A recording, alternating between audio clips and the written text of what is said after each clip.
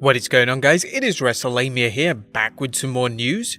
Join us now as Wrestlelamia looks at the wildest wrestling news stories and rumors you need to know, including John Cena returning, Roman Reigns wants The Rock at Wrestlemania, the Raw ratings rise, a WWE superstar saying he'll quit if he doesn't main event WrestleMania 37, Mick Foley's advice for Aleister Black, more talk of a second singles strap in AEW, the Revival getting one last offer, more hints that Matt Hardy is going to AEW, and the reaction to The Rock's daughter backstage.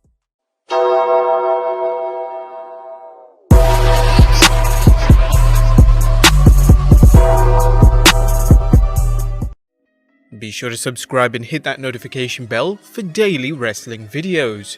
But let's waste no further time and get straight into the first bit of news, as John Cena is making his return.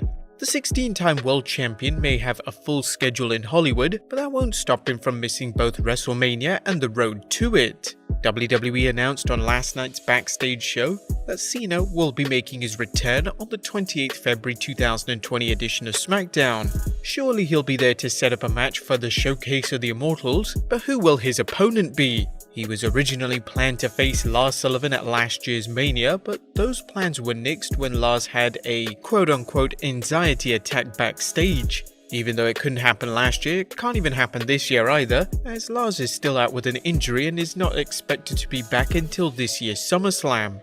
What about Goldberg? That would be an incredible match, but most certainly a disagreement will occur on who goes over. The Undertaker? Done and dusted, and the match was lame, to be honest. For us, the perfect opponent would be EC3. Yeah, you heard right. Just think about how awesome their feud could be. They're the same build, hold attributes of tremendous power, have great athleticism between them, and yeah, even though EC3 hasn't been used on television and he's been out with a concussion for a few months, he will need to be built back up for such a marquee match. As let's face it, most fans have even forgotten he's on the roster, but if there's anybody who could get him over as a top star in the WWE, it's John Cena. If you take a look at his work in Impact, you'll know he has incredible ability. Next up, Roman Reigns wants The Rock at WrestleMania 37. It looks like Roman Reigns is still looking for a match at the Showcase of the Immortals against his cousin The Rock. You no doubt recall the rumors that the two Samoan superstars were initially penciled to clash at WrestleMania 35, but Roman's leukemia relapse sidelined him. However, with WrestleMania 37 coming to Los Angeles, Roman is still talking up the possibility of a dream match against his cousin. I said it earlier, man. If there's a stadium to hold, hey, DJ, check it out. Not bad, right? I mean, whether it's everyone's always, dream matching me and him. First of all, we're family, so it's all love. But if there was going to be an event for him to compete in, to perform in, a venue to hold that mass scale of attention that he's going to bring, it's right here in your backyard. You know what I mean? You ain't got to go far. Next up, The Miz says he'll quit if he doesn't main event WrestleMania 37.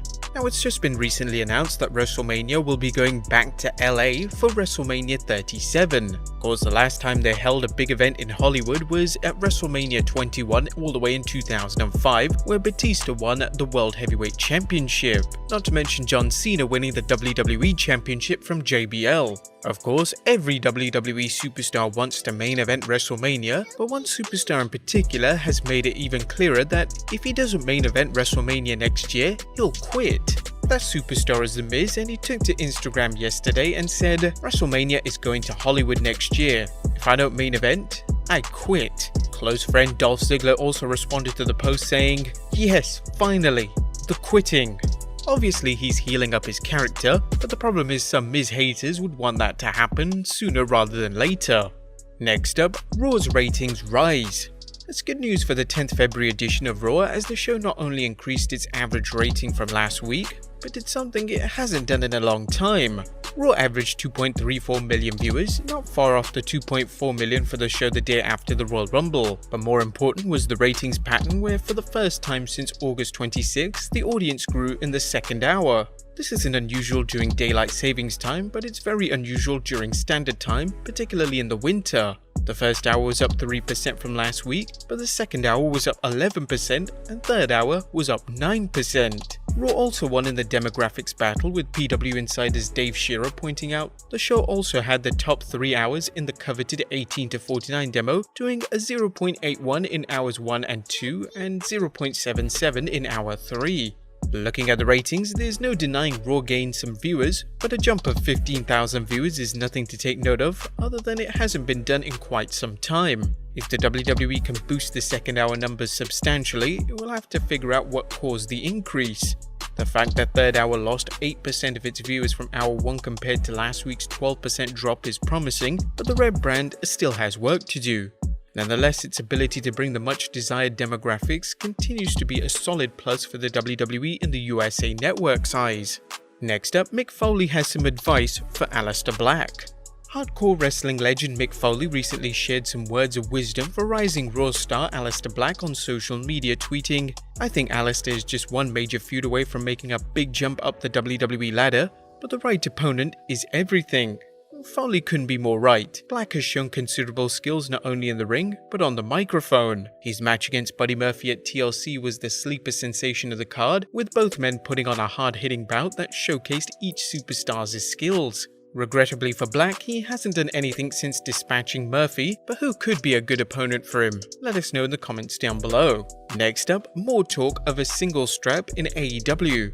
It looks like AEW is serious about adding a secondary title to the promotion. AEW Executive Vice President Cody Rhodes recently talked to Dave Tuna Meltzer on Wrestling Observer Live, speaking about some future plans for the promotion. I hope I'm not speaking out of turn here, cause it's more Tony's job to tell you this, but Tony had some great ideas at one point about a show for the younger guys and girls, kind of the up-and-coming guys and girls, and I thought it was a dynamite idea, no pun intended, so I could see us going that route. But again, we're gonna wait until they come up with some ideas. Rhodes said the show would be unique and unlike Dark or Dynamite. With AEW obligated to provide a second program for TNT, a new show could fit in, although rumor has it that Dark will be jumping from YouTube to primetime. Whatever the case, AEW seems intent on adding another title, but what type of belt would it be? Cody didn't seem certain, discussing a number of possibilities. Again, you gotta talk to Tony. It's an idea that's obviously on the table, but again, what do you do first? I'm just kind of throwing this out there for fans to put in their minds. What do you do first? Do you do a women's tag title first? Or do you do a title that's not unlike the television title? These are real questions. We're praying to the wrestling gods that AEW doesn't add another women's title, as AEW's women's division needs all the help it can get, and adding a tag title is only going to expose the division's shortcomings. They would do better by adding a second title for the men and investing more time and money into improving the women's division. There are many talented performers out there, but AEW somehow seems to be missing out on signing many of them. Next up, the Revival getting one last offer. Sportskeeda's Tom Colohue is reporting that WWE has one last offer for the Revival. Considering the generous offers the WWE has been throwing their way, including anywhere from $700,000 to $1 million each per year to work a lighter schedule, we can't imagine them getting much more. While the Revival joked about wanting creative control, that's not going to happen, and at this point, they may be doing a lot of jobs before their exit. Next up, more hints that Matt Hardy is going to AEW. AEW's Dark Order's Evil Uno tweeted a cryptic hint: "You say goodbye, and I say hello." Of course, fans immediately jumped on the possibility of Matt Hardy showing up in AEW as the group's mysterious leader, whose identity still remains a mystery. Hardy was apparently written off Raw television last night after eating a concerto from Randy Orton, and with Hardy's WWE contract ending on 1st March, we could be seeing him soon on Dynamite. Hardy took to Twitter yesterday to tell his fans goodbye, complete with a link to his latest Free the Delete episode on YouTube. The video featured a number of hints at Hardy's future, including a tease that he could become the Dark Order's Exalted One or possibly be in touch with The Fiend. Hardy is adept at using social media to advance storylines, but should he trust the WWE to do the same when so far they haven't done anything worthy of his trust? On the other hand, if Matt does come to AEW, should he work as part of the Dark Order or go in a different direction? And our final story, a backstage reaction to The Rock's daughter being signed. What type of reaction is Simone Johnson getting backstage after signing with the WWE? According to Fightful Select, a very good one, she's already worked hard to show she's taken this tremendous opportunity very seriously. They said that she was easy to deal with, grounded, and eager to learn and open to instruction. Triple H also told me last year that she had the bug for the business of wrestling. If Simone shows the same work ethic as her famous family members, she should be off to a great start. But there you have it, guys, the wildest wrestling news stories and rumors you need to know. Be sure to leave your comments down below, subscribe if you haven't already, follow us on Instagram and Twitter, and I'll see you next time with some more wrestling content.